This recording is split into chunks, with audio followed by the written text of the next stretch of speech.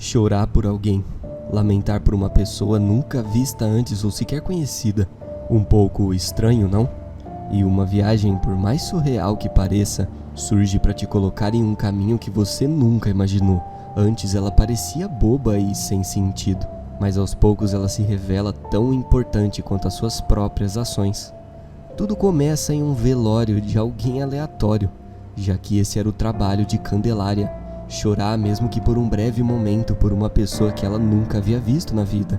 Era contratada e muito bem paga para isso. As lágrimas escorriam por suas bochechas. Deixá-las fluírem livres gerava um efeito bem mais dramático. Suas emoções eram mera aparência.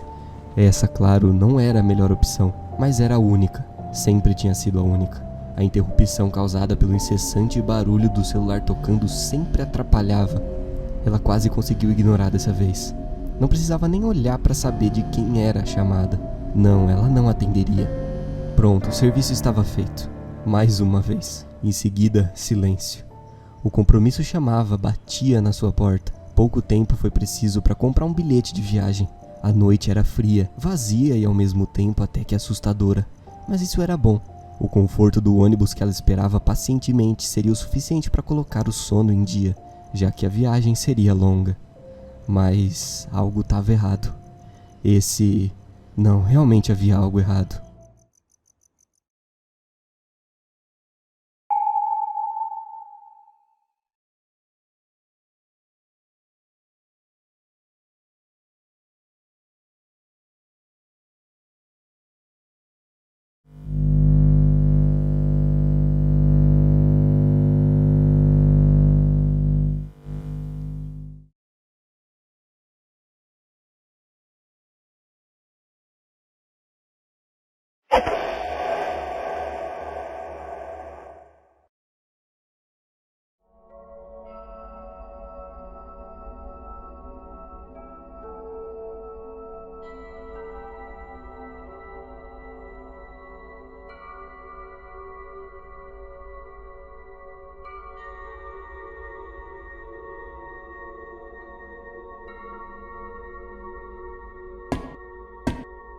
A subida do ônibus foi rápida e estranha.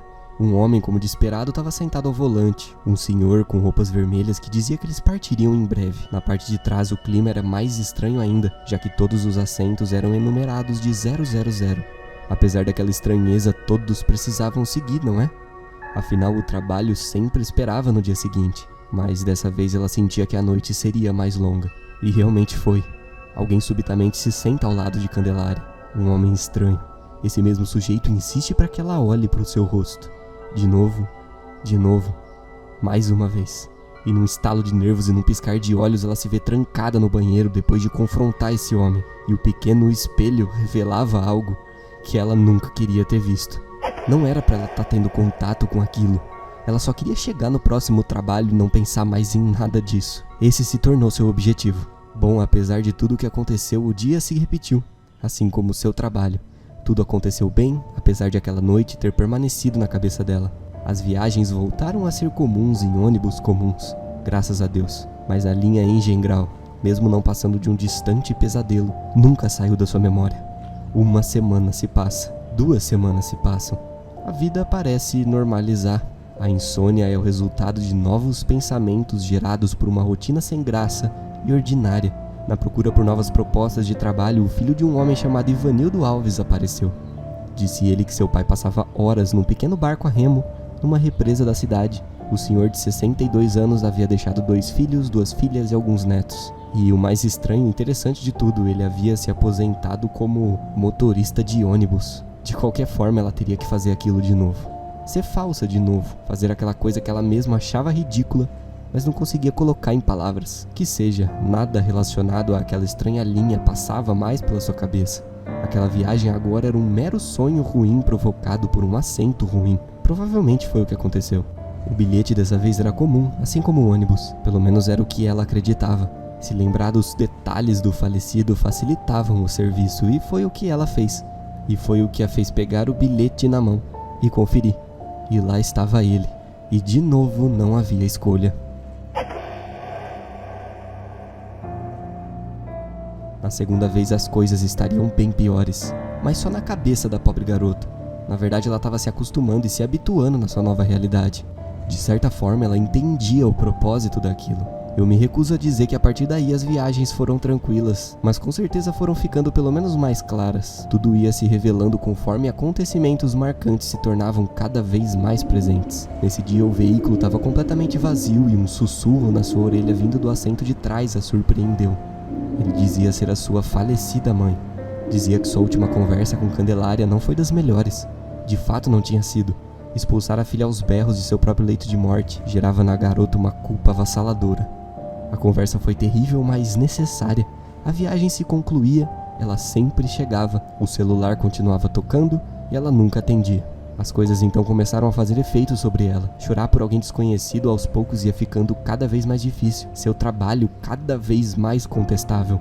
O surto de um cobrador esquisito em uma das viagens fez com que ela encontrasse um passageiro clandestino no ônibus, que até mesmo salva ela da situação, colocando em uma posição complicada com o motorista, que agora dizia ser obrigado a cobrar o bilhete dela e não gostava nada disso.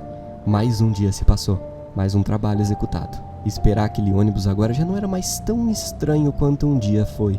Ao entrar, o seu lugar já estava definido. O motorista enfatizava que ela estava chegando ao fim das viagens, e de fato estava mesmo. Aquele mesmo homem estranho retorna, mas dessa vez ela consegue se abrir com ele, contar para ele uma história que ele mesmo insiste existir, e ela faz. Isso é o suficiente para analisar todos os acontecimentos de uma perspectiva diferente, e melhor, ao invés de esconder tudo, ela pôde ver com outros olhos, por assim dizer. O motivo da discussão com seu pai no velório da sua mãe não foi tão idiota assim. Afinal, quando ela chorava, nunca era real, e daquela vez, naquele dia, realmente não tinha sido diferente. E as coisas não poderiam ficar como estavam. Aquele rosto não era mais seu.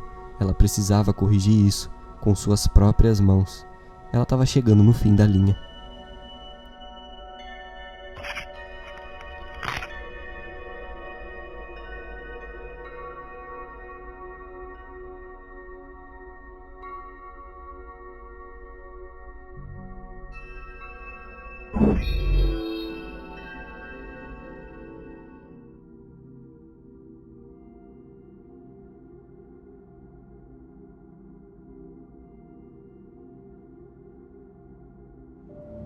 Em uma última conversa com o motorista, o celular toca. E dessa vez, claro, tem que ser diferente. E ela atende. É o seu irmão do outro lado.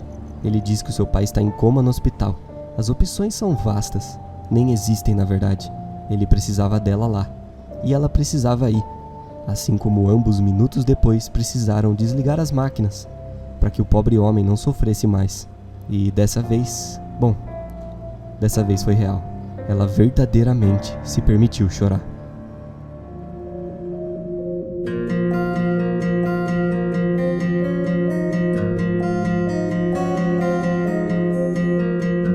Lidar com o luto não é uma coisa simples. Você, viajante que tá aí do outro lado, provavelmente sabe disso. E a forma com que esse jogo mistura o surrealismo de uma mente conturbada pelas suas próprias escolhas em uma história angustiante que aborda esse tema é simplesmente incrível.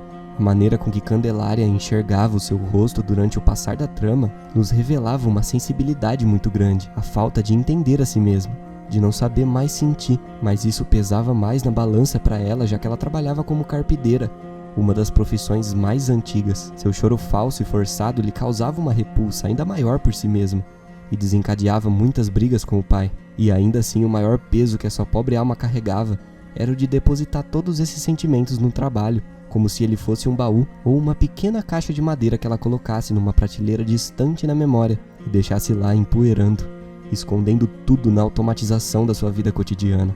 Cada ônibus era um sono mal dormido, cada viagem uma maneira de estar mais longe de casa, e cada segundo esperando em uma rodoviária qualquer, uma forma de deixar tudo enterrado. A linha Engengrau aparece na história como um juiz, de início até que maldoso, que quer revirar a sua vida de cabeça para baixo. Mas essa linha de ônibus, assim como todas as outras, tem um destino, um lugar para chegar. E esse destino dá à pobre garota mais uma chance de entender e aprender com tudo o que aconteceu, ainda em vida. Uma chance de perdoar ela mesma, uma chance de encontrar o seu rosto novamente. Bom, eu vou ficando por aqui. Eu espero que você tenha curtido esse conteúdo e se interessado por esse jogo incrível que é brasileiro.